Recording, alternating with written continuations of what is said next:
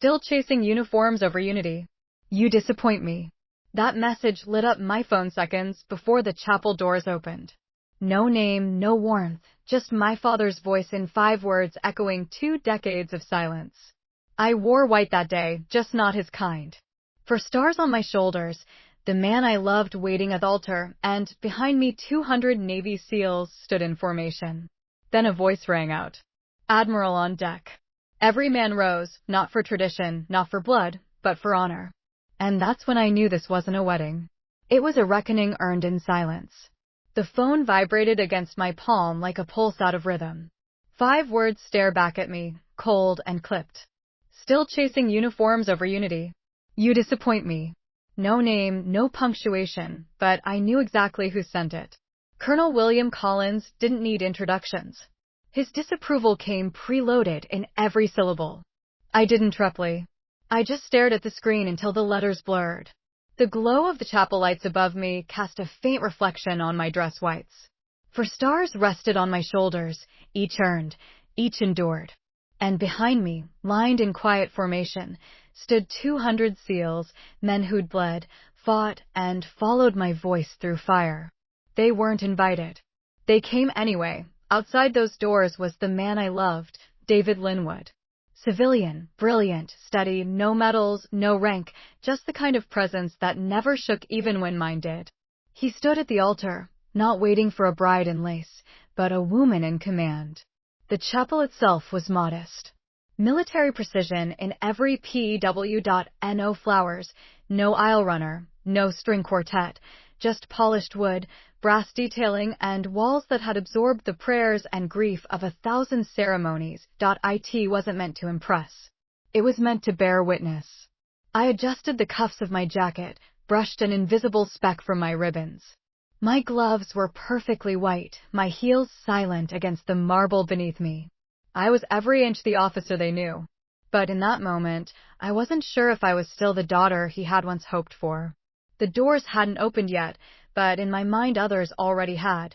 They led back decades to a childhood laced with orders, not lullabies, where good job was replaced with do better, where emotions were folded away like old fatigues. I'd grown up in a house where you stood at attention before you spoke, where mistakes were debriefed like field ops. He wanted ASIN. He got me. And from the moment I showed interest in the military, not as a whim, but as a path, the gulf between us became an ocean. I remembered standing at 12 years old in his study, fingers brushing metals encased in glass, eyes wide with admiration. He noticed, scolded me for touching what wasn't earned, and then turned away, leaving me alone with my breath caught and my wonder dismissed. You're too soft, he once told me when I cried after my mother's chemotherapy. Emotion won't get you through the battlefield. But it was emotion that got me through every deployment, through every night when the radio went silent, through every knock on the door I delivered in full dress uniform, telling wives and husbands that their beloved wouldn't be coming home. I never let him see that. I never let anyone see it except David. The text still glowed in my hand, a sting in digital form. But instead of anger, I felt something unexpected. Clarity. It wasn't the cruelty that hurt. It was the consistency. The way his absence always managed to fill a room more than his presence ever had. It breathed in. The chapel doors would open soon.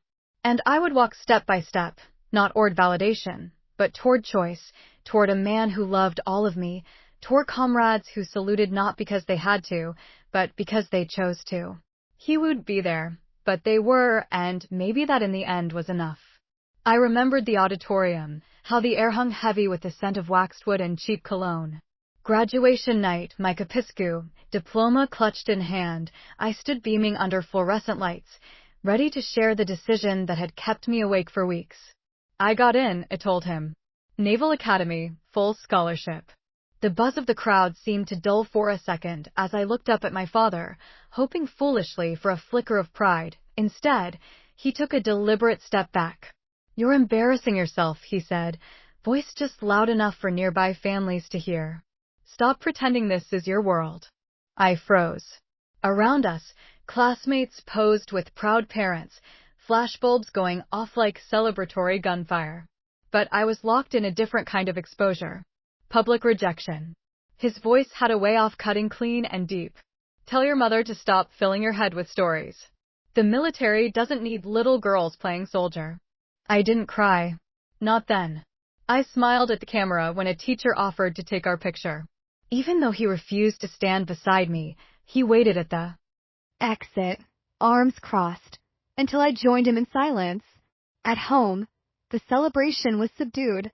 No banners, no cake, just the clink of silverware and the hum of a noose anchor droning in the background. My mother, Margaret, tried to compensate with soft touches and subtle glances. Her joy for me came in sideways smiles and quiet affirmations after he left the room.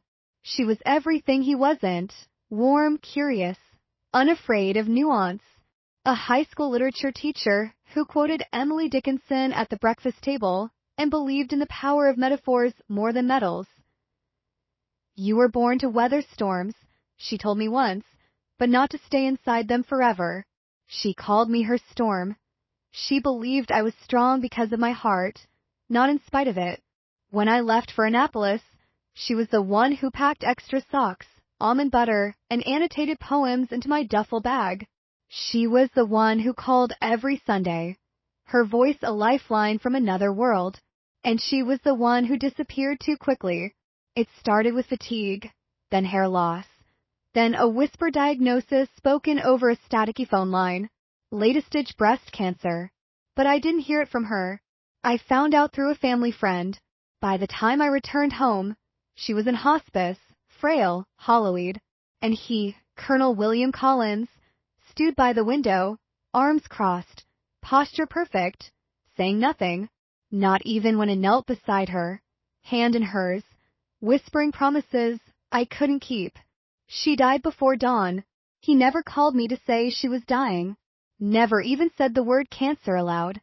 When I asked why, he simply said, "Distractions break focus." The funeral was clinical. Military precision, folded flags, and piped hymns. No tears from him, just that same steely mask, watching from a distance, as if grief were a spectator sport. Afterward, he returned to his office. I packed what remained of my mother's scent from the bedroom, lavender and old pages, and left before sunset. There were no goodbyes, no door frame hugs, no last-minute regrets, just the sound of my boots on the gravel and his silhouette in the window. Still, silent, backlit by a house that had never really been home. I didn't look back, because sometimes the deepest cuts don't bleed, they calcify, and you learn to walk with them, stiff but upright. I became an officer with that weight in my spine.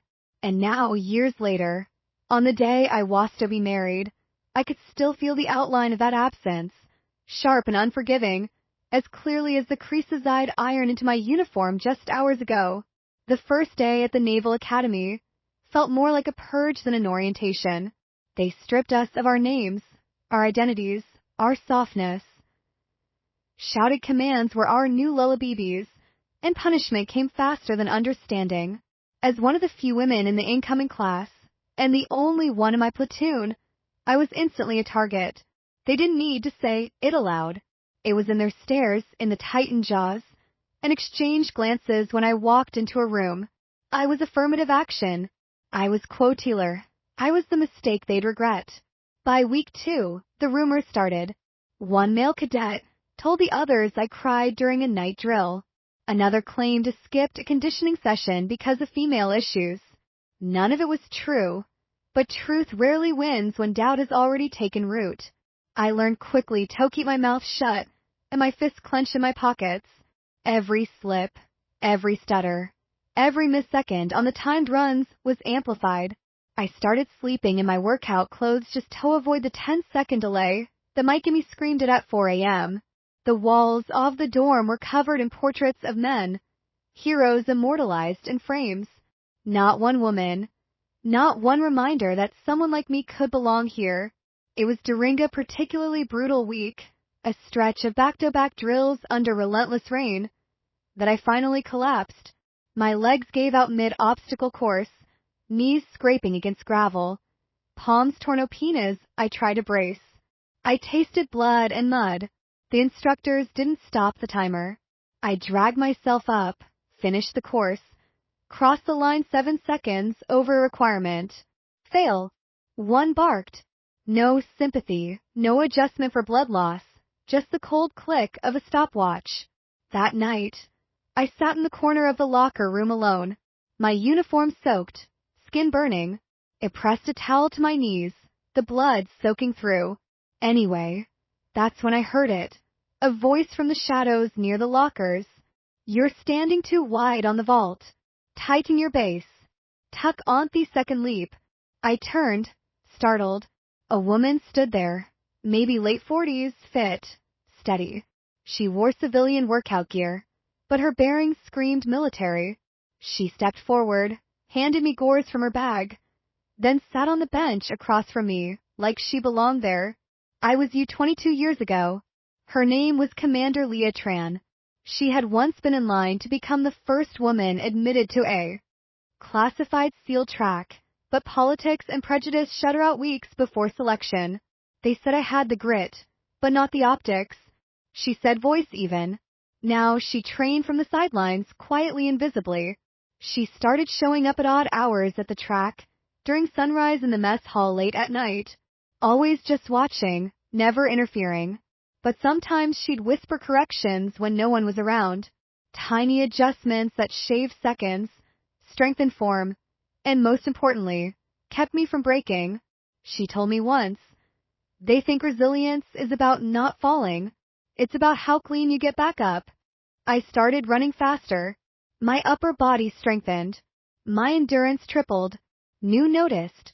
Not officially, but the failure stopped, and I began to look my instructors in the eye again. Not out of defiance, but clarity. Commander Tran never asked for thanks, never asked me to mention her name, but she was the reason I endured. There were still days when my body screamed for rest and my mind for silence. Nights when I soaked through shirts with cold sweat after weapons drills, but every time I felt the urge to quit, I imagined her watching from the shadows, and I stood a little straighter. Storms don't disappear, but eventually you learn to move with them, to use their force instead of fighting it. And somewhere in that chaos, I stopped being the girl trying to prove her father wrong. I became the woman quietly proving herself right. The call didn't come from my father. It came from Emma Callahan, a high school friend I hadn't spoken to in years.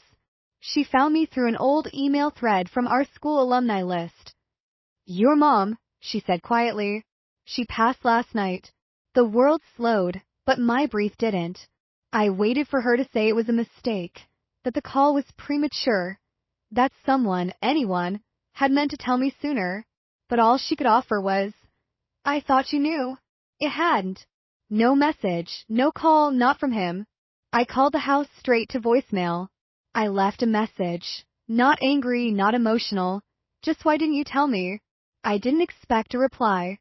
2 days later, I stood at the edge of Michaelhood home, suitcase in hand. The front porch looked smaller than I remembered. The garden overgrown. The stars on the flag by the garage had faded. Everything seemed dulled, as if color had drained from the frame. Inside, the silence was loud.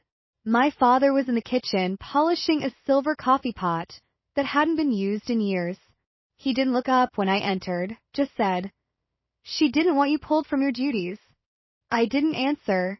I walked past him into the room where my mother had spent her final days. The air was thick with lavender oil and loss. Her books were still stacked on the nightstand. Leaves of Grass, Jane Eyre, Letters to a Young Poet. Her glasses rested on top, crooked, as if she'd only stepped away for a moment. On the dresser sat a sealed envelope with my name on it. My breath caught. I reached for it with a trembling hand.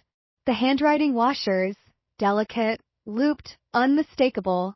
Inside was a letter and a folded piece off paper, yellowed with age. The letter was short, but intimate like her. Miss Stormbird, it began. There's something you never knew. I had an offer once, direct commission. I was young, full of fire, but I was also pregnant with you. I chose you. I never regretted it. But I want you to know the uniform isn't just yours. It's ours. You're carrying both our dreams now. And whatever you do, don't let anyone make you feel like it was never meant for you. I stared at the letter for a long time. My hands trembled. Tears spilled before I realized they'd begun. The folded paper was a scanned acceptance letter from an officer training program dated months before I was born. She tucked it away for decades. Never told me. Never told anyone. The truth knocked the wind out of me. She'd wanted this life. She could have had it. But instead, she gave me mine, and the man who stripped him of support, of affirmation. He'd also stolen the chance for me to share this truth with her, to thank her. While she was still breathing, I sat on the edge of her bed and made a vow out loud, though no one was there to hear it. I'll carry it. I'll wear it for us both. From that day forward, it wasn't just my career. It was a legacy reclaimed. Every mile run, every decision under pressure, every scar earned. It wasn't just to prove something to a father who couldn't see. It was for the mother who had seen everything before I even understood it. Back at the academy, I folded the letter and tucked it behind the name tag on my training fatigues. It stayed there through graduation, through my first deployment, through the night I earned my first medal under fire. It stayed there even after the ink faded from sweat and sun. And when anyone asked what kept me going through storms, I said nothing. But I thought of her. Always her. My first deployment didn't feel like history in the making. It felt like nausea, sweat, and a rifle that weighed more than my confidence. The Adriatic operation was supposed to be routine. Intel said a rogue faction had taken hostages on a grounded freighter near the Croatian coast. What they didn't mention was the complexity. Multiple hulls, overlapping languages, civilians mixed with armed personnel. He was a lieutenant commander then, still new enough to be underestimated, but already carrying the kind of scars that made you listen differently. My unit was tight, efficient, and mostly silent, just how I liked it. We breached at 0300. Night vision painting the corridors in ghostly green. The ship creaked with the groan of old metal and tension. The hostages were huddled in the galley, tied and terrified. One insurgent spotted us before full neutralization. He panicked, lobbed a fragmentation grenade across the narrow passage. I don't remember yelling. I remember instinct. I dove over one of the hostages, young, maybe barely 20, helmet askew, mouth open in shock. The blast went off behind me, shrapnel slicing through my side like teeth. Heat bloomed across my ribs. I clamped my jaw to keep from screaming, focused only on the blood gushing from his leg. Femoral artery. If I hesitated, he'd die. I yanked off my belt and wrapped it tight, fingers slick with red. My other hand held pressure as I radioed for medevac. Everything after that blurred except his eyes wide, blue, desperate. He lived. I didn't know it at the time, but the soldier I'd saved was Second Lieutenant Nolan Green, and his father was General Arnold Green, commander of Joint Ground Operations, and a man who had once campaigned aggressively to block my early commissioning. He called me a political chess piece, someone better suited for publicity than proximity taught anger. His words lived in transcripts I had forced myself never to reread. But fate has a way of circling back. By the time we landed back at base, I was stitched, stabilized, and refusing painkillers stronger than ibuprofen. I hated how narcotics blurred the edge. I wanted to feel everything. Every throb reminded me I had chosen right. I had moved without pause. I had saved a life. 2 weeks later, I received a promotion recommendation hand, delivered by the operations chief. Fast-tracked from above, he said, tapping the folder. I knew what that meant. Politics, optics, recognition. It should have felt tainted, but it didn't. Inside the folder was a handwritten note. I've reviewed the full incident report. Your actions saved my son, but more importantly, your judgment saved the team. My prior assessments of your capacity were flawed. Green. No rank, no title, just green. I sat with the letter for an hour, unsure what I was supposed to feel. Vindication? No. That implied I'd needed his validation to begin with. What I felt was colder, sharper, a quiet fracture inside me between who I was and how they'd always tried to define me. Bloodlines break not from arguments, but from slow erosion. And sometimes the most ironic victories aren't loud. They're silent recognitions scribbled in ink and delivered by the very hands that once tried to erase you. I never responded to green. I didn't need to. My rank would do the talking from then on. 2 months after the Adriatic operation, I stood on a stage at Naval Station Rotor, gold sunlight bouncing off polished brass and crisp, white uniforms. My side still act if I twisted too fast. A reminder that healing and honor don't arrive on the same timeline. The Navy Distinguished Service Medal was pinned to my chest by a Vice Admiral I barely knew. But the applause that followed felt less like ceremony and more like acknowledgement. For a brief moment, I allowed myself to believe I was seen, not just for surviving, but for leading. Later that night, alone in my quarters, I took out a note card and wrote the shortest letter I'd ever sent that awarded the Navy Distinguished Service Medal today. I thought you should know. Avery, I didn't ask for anything. No congratulations, no acknowledgement, just facts, just history. I addressed Ito the house I hadn't stepped foot in since my mother's funeral. I imagined him reading it, expression blank, then discarding it like a misdelivered package. Weeks passed. No reply. I didn't expect one.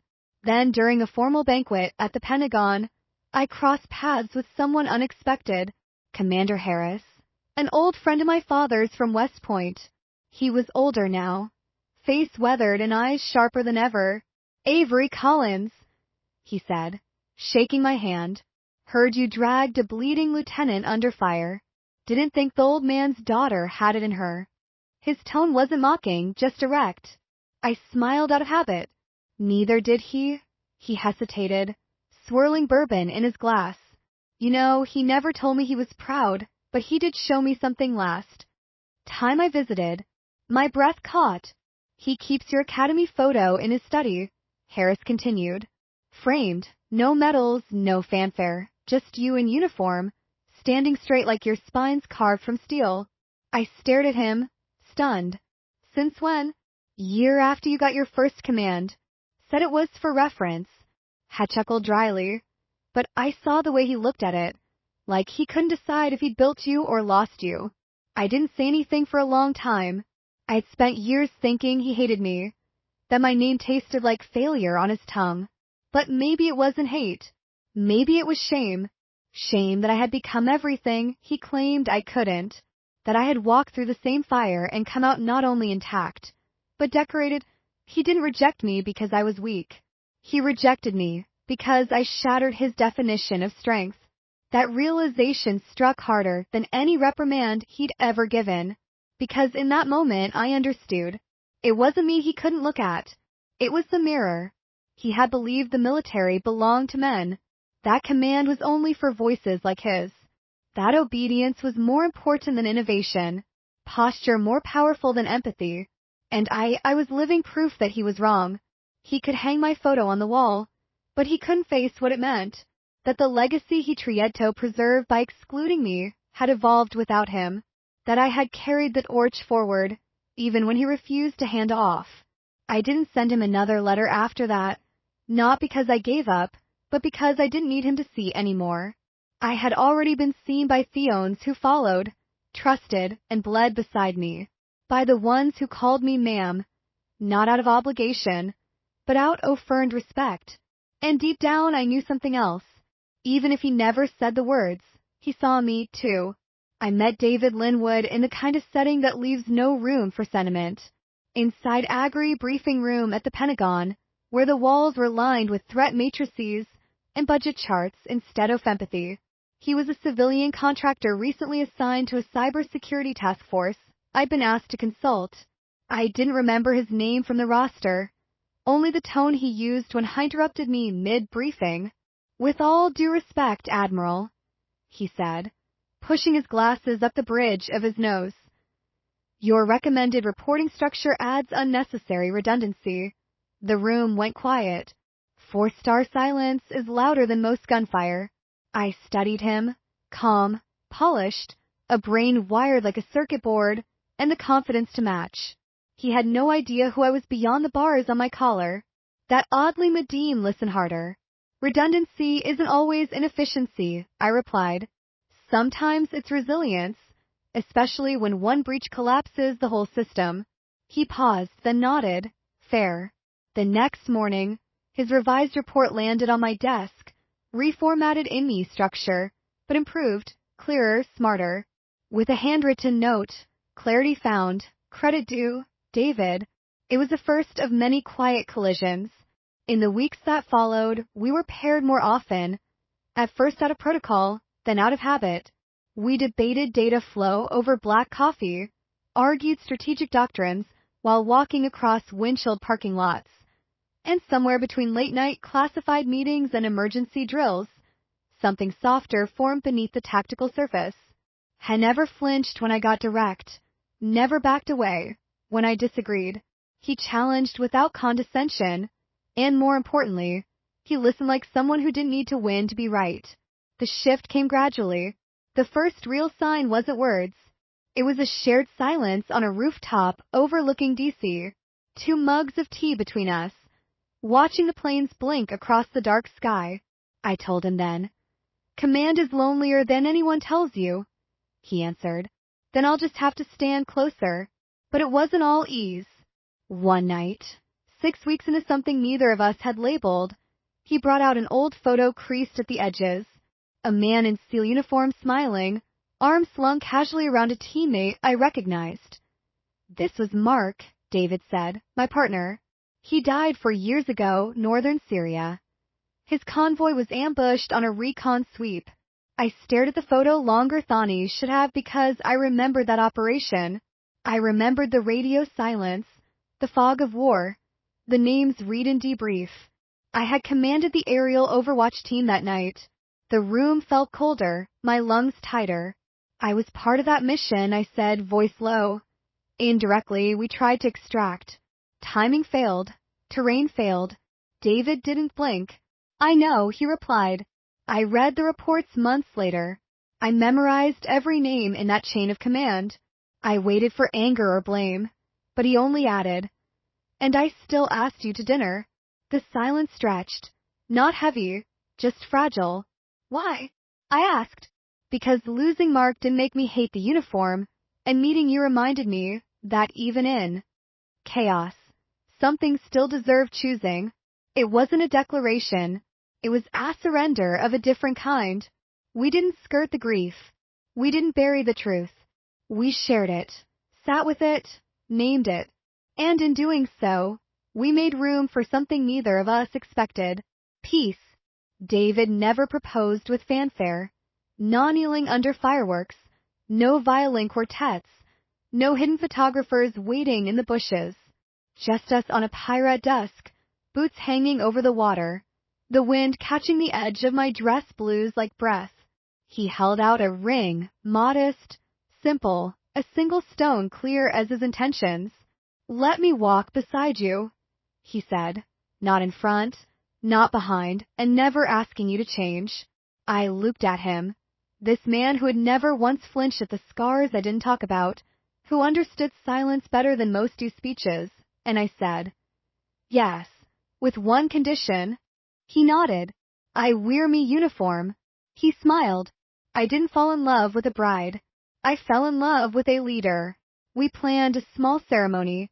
Naval chapel, spring light, no frills, no bridesmaids, no groomsmen, just the people who mattered. He chose a deep navy suit. I chose my dress whites, not to prove anything, just to be honest. It was the only outfit that had ever felt like truth. 2 weeks before the wedding, I sat alone in my quarters writing a card. Just a few lines, no emotion, just logistics. I'm getting married. Naval Chapel. 1,300 hours. Saturday. I'll be in uniform. You'll come to attend. Avery. I mailed it to the only address I had left for him. The same house with the overgrown garden and faded flag. I didn't expect a reply. Didn't even want one. But closure sometimes isn't for the recipient. It's for the sender. The days passed quickly. Final fittings, security arrangements, David's mother calling twice to make sure we'd serve real cake, and not just MREs as a joke. I smiled more than I had in years. And then the day before the wedding, a box arrived. No return address, no note. Just a small navy blue parcel wrapped precisely military tight. Inside was a watch, not new, not polished, worn, familiar. I knew it instantly. It was my mother's. She used to wear it during lectures, tapping its face when students rambled past their time. After she passed, it disappeared. I had assumed it was buried with her, or tossed out quietly, like so many other pieces of her that vanished without ceremony. But here it was, cleaned, repaired, the leather strap restitched, and on the back, newly engraved for my Stormer fly. The air left my lungs. I sat with the watch in my lap, hands unmoving, afraid that touching it too long might erase the moment. I flipped it over again and again, staring at the inscription, trying to decode the meaning between the lines. He hadn't signed it, hadn't written anything else, but I knew it was from him. My father didn't do apologies, didn't do speeches, he did orders and silence, but this wasn't either. This was a truce, a white flag stitched not from surrender but from memory. I pressed the watch to my chest, eyes stinging, not because everything had healed, but because for the first time in years something had shifted. Not much, but enough to breathe. I didn't call him, didn't send thanks, but I wore the watch the next day beneath the cuff of my dress uniform. Its weight against my wrist felt like a whisper I'd long forgotten out of here. And when I stepped behind the chapel doors, waiting for them to open to 200 silent seals, and one man who loved me exactly as I was, I touched the back of that watch and heard her voice again. Fly. And so I did. The chapel doors opened slowly, not with a creak, but with a hush, as if even the hinges understood what was about to unfold. Light poured through the stained glass windows, bathing the aisle in fractured gold and blue. My boots struck the floor in steady rhythm, measured, deliberate, not bridal, but ceremonial. I stepped forward, and then it happened. From the back of the room, a voice rang out, clear, commanding, familiar. Admiral on deck. Every soldier, sailor, SEAL, and officer rose in perfect sync. Uniforms crisp, faces solemn, hands to brows, a wall-off silent reverence. Not because tradition demanded it, but because respect did. I didn't falter, but my chest tightened. It wasn't the volume that caught me. It was the choice. They stood not for my title, but for what it took to earn it. Every step I took down that aisle felt less like a wedding march and more like a tribute. Not to who I was becoming, but to the long, punishing, silent road that brought me here. To my left stood Chief Petty Officer Rhodes, his limp barely noticeable. To my right, Senior Officer Lopez, spine ramrod straight despite apathetic foot. Neither were supposed to escort me. Both insisted. You walked us through hell, Rhodes had said, voice rough. Let us walk you to something better. The chapel was packed. No music, no tears yet, just a stillness so loud it. Chaos. Something still deserved choosing. It wasn't a declaration. It was a surrender of a different kind. We didn't skirt the grief. We didn't bury the truth. We shared it, sat with it, named it. And in doing so, we made room for something neither of us expected. Peace. David never proposed with fanfare. Non-kneeling under fireworks. No violin quartets. No hidden photographers waiting in the bushes. Just us on a pier at dusk, boots hanging over the water, the wind catching the edge of my dress blues like breath. He held out a ring, modest, simple, a single stone clear as his intentions. Let me walk beside you, he said, not in front, not behind, and never asking you to change.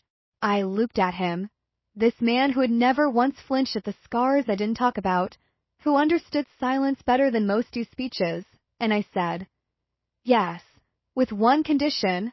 He nodded. I wear me uniform. He smiled. I didn't fall in love with a bride.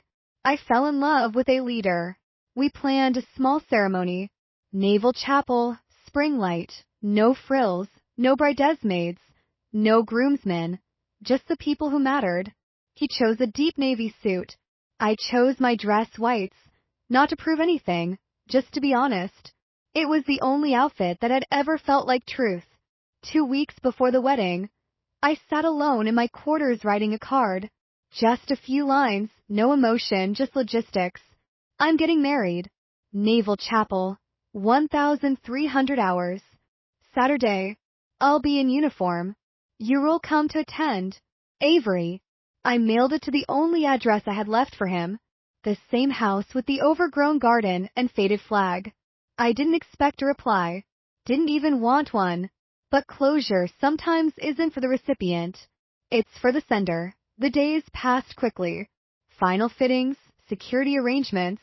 David's mother calling twice to make sure we'd serve real cake, and not just MREs as a joke. It smiled more than I had in years. And then the day before the wedding, a box arrived. No return address, no note. Just a small navy blue parcel wrapped precisely military tight. Inside was a watch, not new, not polished, worn, familiar. I knew it instantly. It was my mother's. She used to wear it during lectures, tapping its face when students rambled past their time. After she passed, it disappeared.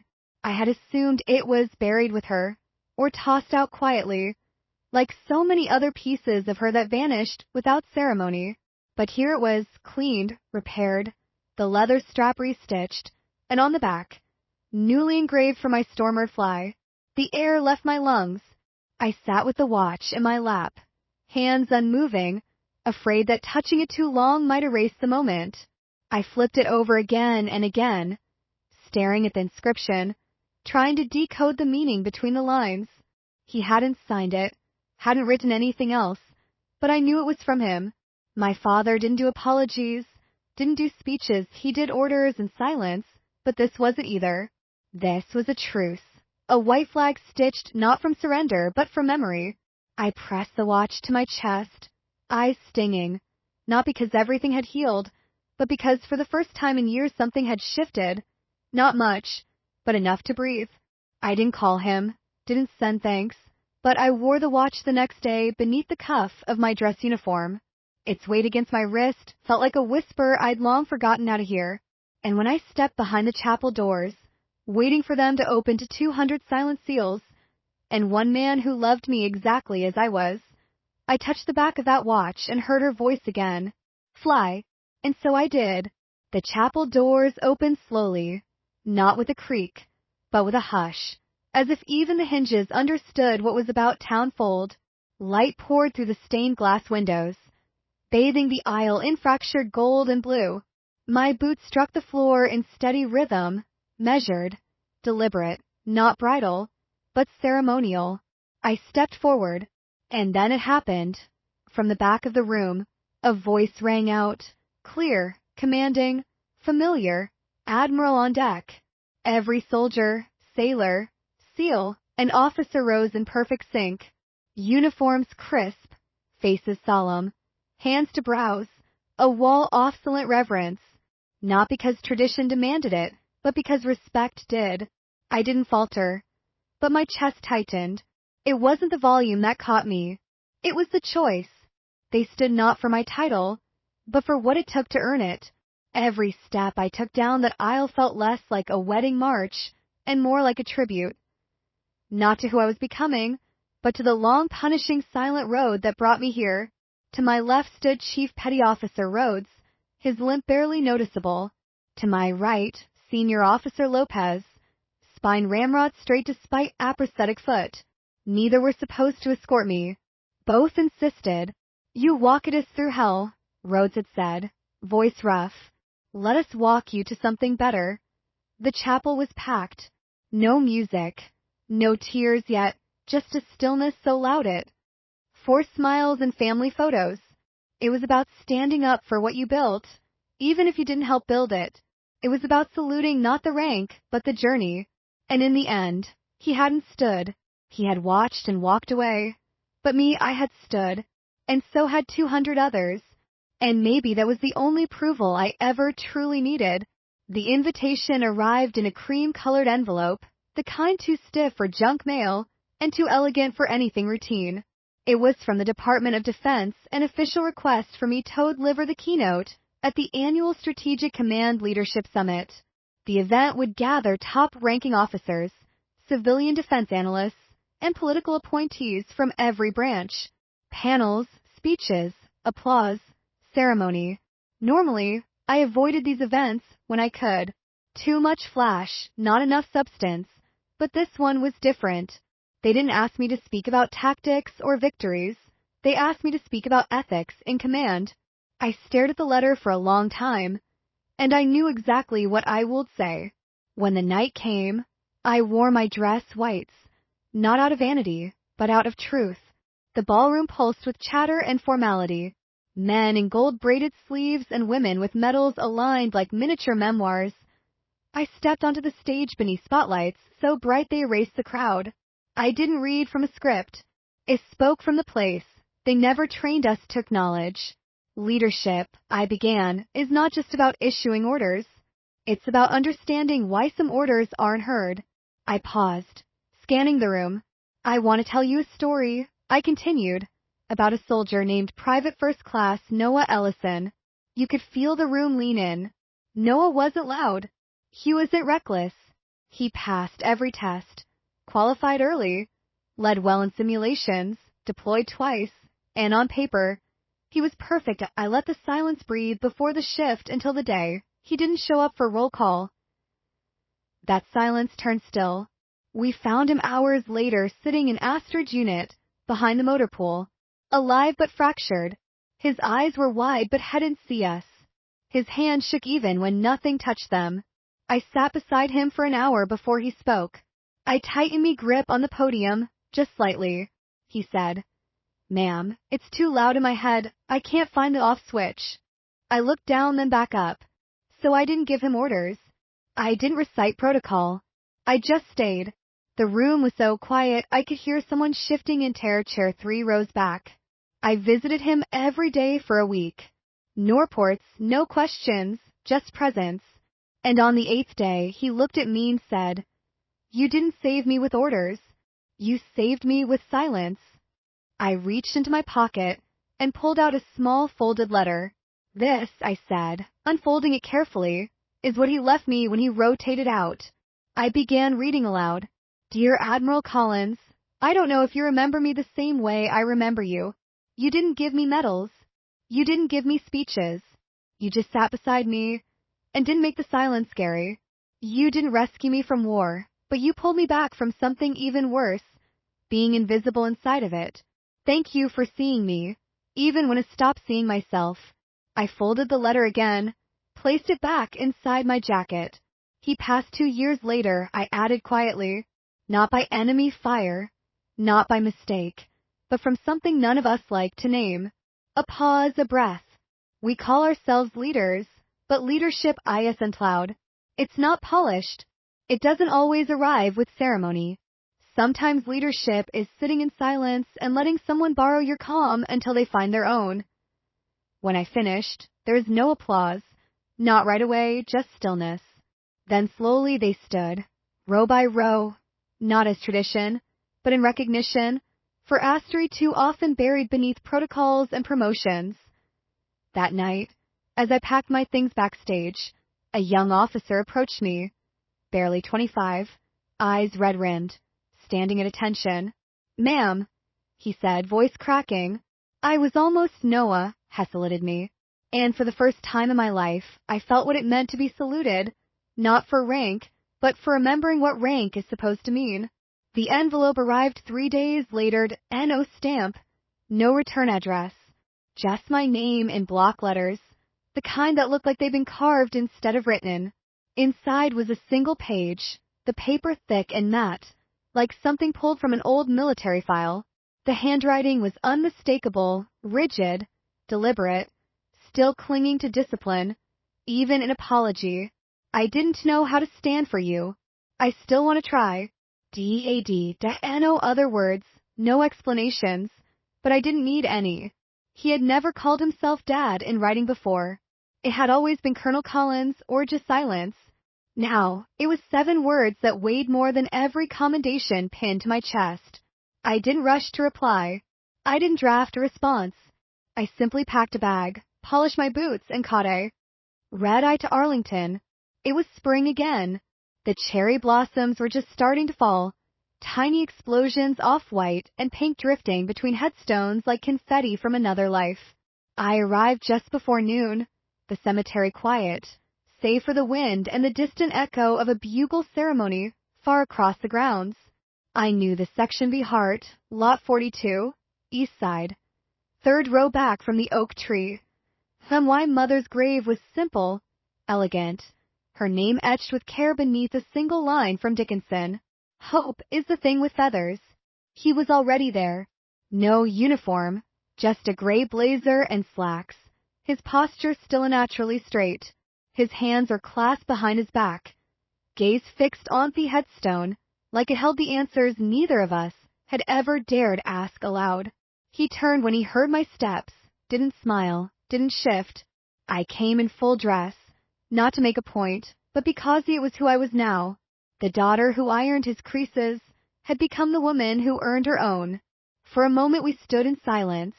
No handshake, no words, just the enormity of 20 years pressing between us. I got your letter, I said. He nodded. I didn't know what else to say. He admitted. You said enough. Another pause.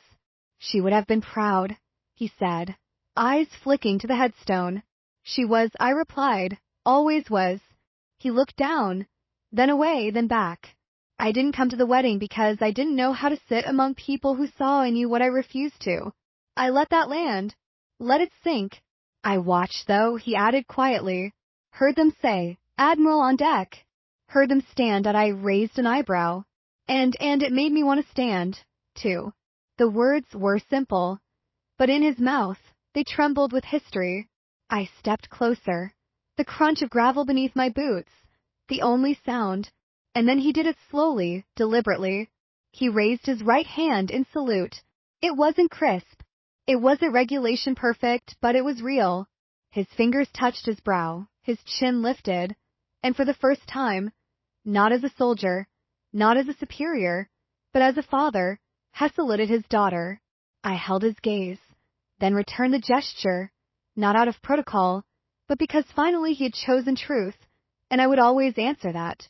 When he lowered his hand, his eyes were glassy, but dried. I don't expect this to fix anything, he said. It doesn't have to, I replied. It just has to start something. We stood for a while longer, speaking softly about her, about regret, about how silence can masquerade as strength, but really just hides fear. Before we parted, he reached into his pocket and handed me something small, a photo.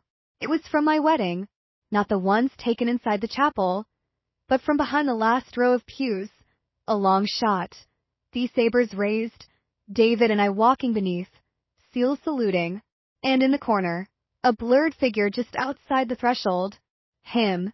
Not standing, not saluting, just watching. I almost came in, he said. I looked at him and said the truth aloud for the first time.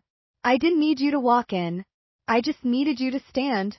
He looked down, then nodded, and this time I saw it. The beginnings of understanding, not of Marank, but of me. That night I returned to the base, sat at my desk beneath the dim yellow lamp, and opened my journal. I flipped past missions and names, past fragments off grief and pieces of command. On a blank page I wrote, he saluted. No explanation, because some moments don't need more than that. When the Pentagon called, E was in the middle of a sunrise run along the seawall at Norfolk, wind sharp and sail heavy. My breath steady in accents I'd long since mastered. The voice on the other end was formal, clipped, but the words landed with weight. We'd like you to lead a new joint initiative, cross-branch commander form, with a focus on ethical leadership, trauma-resilient response, and long-term mental health support.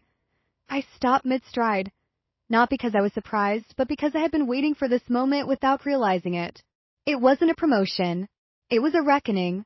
They weren't asking for decoration. They were asking for change, and they were asking me to be the tip of that spear. I accepted before the sentence finished. The program rolled out within months. We called it the Joint Readiness Reform Protocol, or JRP, that I worked with leaders from every branch: Army psychologists, Navy SEAL instructors, Air Force strategists, even Coast Guard emergency response teams. The aim wasn't to soften our forces. It was to strengthen them from the inside out. We built modules for situational de-escalation under stress. We integrated ethical dilemma training with real-time psychological check-ins. We implemented monthly peer assessments, not just for performance, but for presence, for empathy, for quiet leadership. And slowly the needle began to move. Dropout rates lowered. Disciplinary flags dropped. More soldiers started speaking up, not just about missions, but about meaning. 6 months into the program, I traveled to a small West Coast base, running one of our first pilot groups. It was a gray morning, mist clinging to hangars like secrets. I stepped into the training hall and watched from the back as a group of recruits ran final drills, their movements sharp, controlled, but human. At the front of the line stood a young woman, barely 20, boots laced tight, eyes forward with a focus I knew too well. Something about her was familiar, not just the posture, but the stillness beneath it. When the session ended, I approached the instructor and asked for the roster. One name stopped me cold: Patterson Avery. I blinked, asked to meet her. She arrived 10 minutes later, still in training gear, a bead of sweat trailing down her temple. "Admiral," she said, saluting smartly. I returned it, eyes scanning her features. "You named after anyone?" I asked. She hesitated. "Yes, ma'am. My father served under you. Said you pulled him out of a bad op once. Called you the calm inside the storm. He said if he ever had a daughter, he'd name her after the woman who saved his life." I couldn't speak right away. My throat tightened with a wave of memory I hadn't prepared for. I remember father, bloodied, half-conscious, cradled under my arm as bullets pinged off rusted steel. I remembered yelling into a radio, tourniquet wrapped with shaking hands, praying he'd live. And now here she was, boots planted, spine straight, eyes full off her own storms and not afraid of them. She didn't know it, but she completed something. A circle I hadn't known was still open. She was the future, standing tall because someone once bent down in fire and said, "You matter. Stay." And she had. She thanked me for the program, said it had kept her best friend from washing out, that the monthly debriefs helped her talk about her brother's suicide, something she hadn't done until training required it. As she walked away, I stood in the hallway alone for a moment, pressing one hand over the pocket of my jacket, where my mother's watch still ticked beneath the fabric. That evening I sat in the office lounge, notebook open, pen poised, and wrote just one sentence. Sometimes the future salutes you before it knows your name, because that's what legacy really is. Not awards or statues or lines on a bio. It's in the people who step forward because you once held the line. And for the first time truly, I felt at peace. Not because I had proven anything, but because someone like her no longer had to. The auditorium was fuller than expected. Hundreds of service members, civilian officials, academy cadets, and press gathered beneath the wide arch of steel and light at the Joint Leadership Training Center in Quantico. The ceremony was formal, structured, dignified, but quietly electric. They were naming the new standard after the program that had started with a single pilot session and grown into a nationwide overhaul. The salute standard, not for what's worn, but for what's earned. I stood at the edge of the stage behind a podium lined with nothing but my name.